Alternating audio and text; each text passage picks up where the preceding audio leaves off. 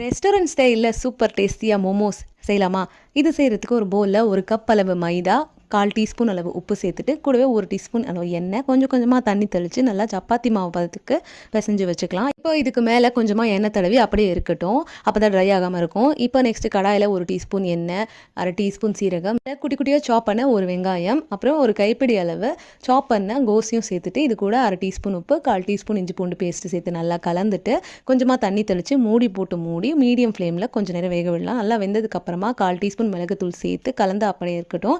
இப்போ நம்ம ரெடி பண்ணி வச்சுருக்க மாவை எவ்வளோ மெல்லிசாக திரட்ட முடியுமோ திரட்டிட்டு நம்ம ரெடி பண்ணி வச்சுருக்க ஸ்டஃபிங் இதுக்குள்ளே வச்சு நல்லா மோமோ எப்படி இருக்குமோ அந்த ஷேப்பில் நம்ம பிடிச்சி எல்லாத்தையும் ரெடி பண்ணி வச்சுக்கலாம். இது அப்படியே இருக்கட்டும். இப்போ இட்லி பாத்திரத்தில் தண்ணி ஊற்றி மூடி நல்லா கொதிச்சதுக்கப்புறமா இட்லி தட்டு வச்சு ஒவ்வொரு மோமோவாக அடுக்கி மூடி போட்டுட்டு நல்லா ஒரு 10 நிமிஷம் வேக வச்சு எடுத்தோன்னா சூப்பர் டேஸ்டியான மோமோஸ் ரெடி ஆயிடுச்சு. இதுக்கு நல்லா காரசாரமான மோமோஸ் சட்னி வச்சு சாப்பிட்டிங்கன்னா இன்னும் சூப்பராக இருக்கும். கண்டிப்பாக இந்த ரெசிபி